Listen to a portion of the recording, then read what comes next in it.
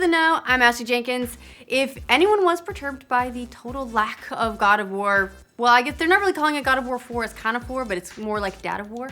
At PSX this year, it looks like some of those worries may be misplaced, thankfully. SIE Santa Monica just hit a major development milestone on the game. Director Cory Barlog revealed to a fan on Twitter that God of War is now playable from the start to finish, and they actually just finished their first playthrough very recently.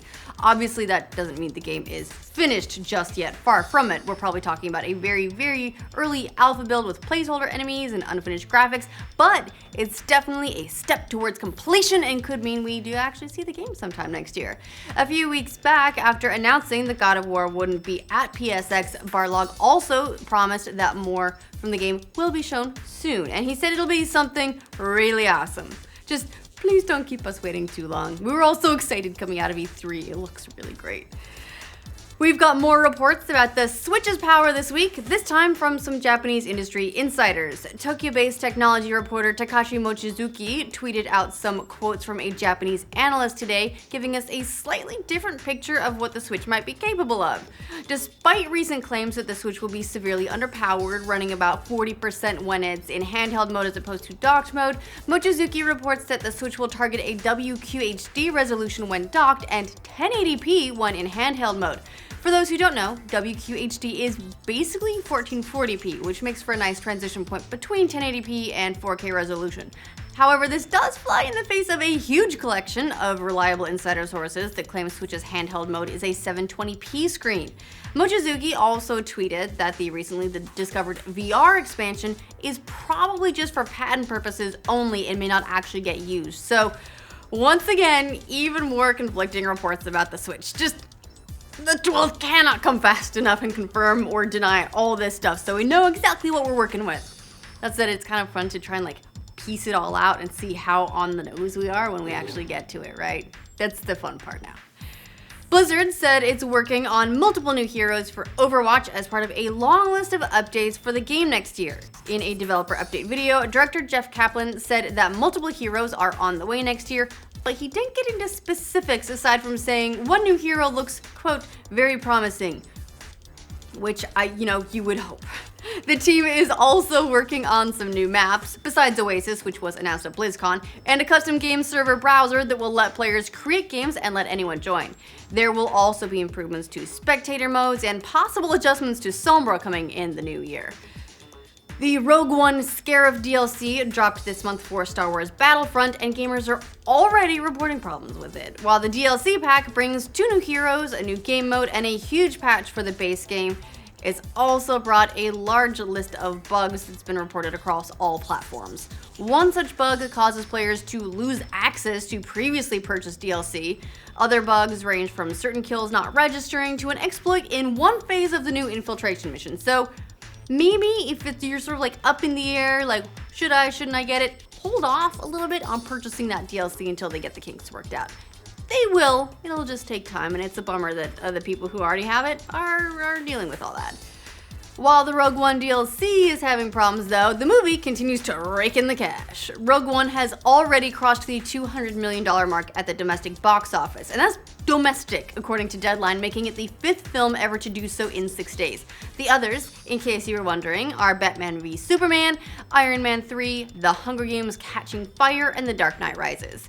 All this excitement around Rogue One has fans wondering when Episode 8 will finally arrive.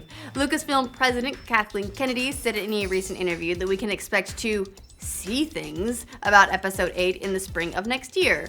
We're giving Rogue One a little bit of breathing room, she said at the premiere, according to Movie Pilot, and then probably heading into spring, you'll start to see things about Episode 8. That's pretty reasonable timing. Spring's when we started to get more details about Rogue One. And it was nice not waiting to see what the actual movie would be like for a year and a half after it was announced and teased.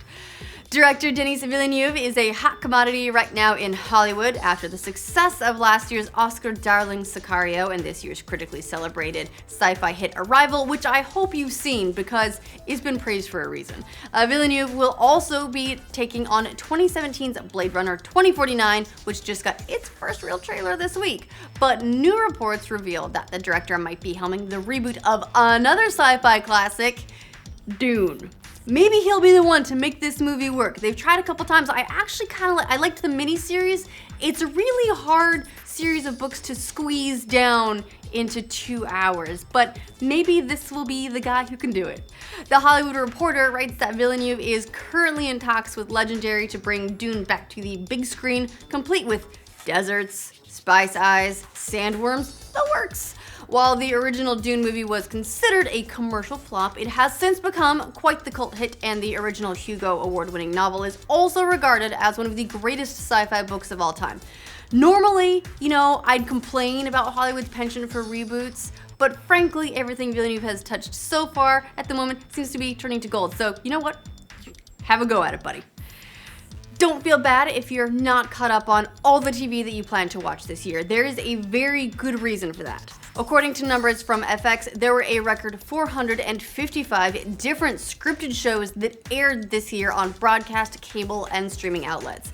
That's up 8% from last year and 137% up from 2006, where there were just 192 shows on TV. Wow, that's a big change. And all that growth is coming from online. There were actually fewer shows that aired on broadcast and cable in 2016, but more than twice as many shows appeared on streaming services like Netflix and Amazon.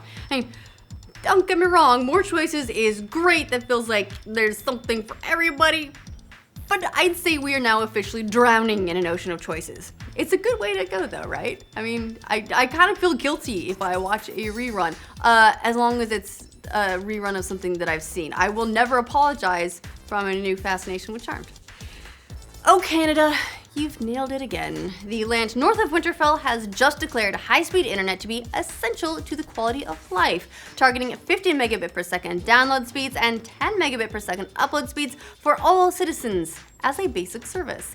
The head of CRTC, the country's telecommunications regulator, said, "The future of our economy, our prosperity, and our society, indeed, the future of every citizen, requires us to set ambitious goals and to get on with connecting all Canadians for the 21st century."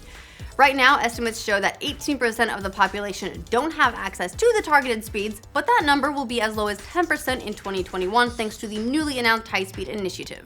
They'll probably use a whole bunch of moose to lay the wires or something, but no matter how it happens, love it, Canada. Good work.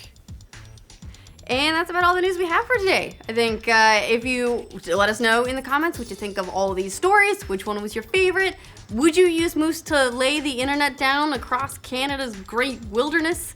Let us know in the comments. And for more news from every corner of the internet, like this video and subscribe to The Know. I like Dune. I like Dune too. It's just that it's good. Like, Dune is good. I enjoy the movie for what it is, but there's so much that could be explored if they only had more time. Oh yeah. That's how I feel about it. It seems like it would be a 6-hour movie. I'm glad they held off on this. Yeah. Yeah, jerks.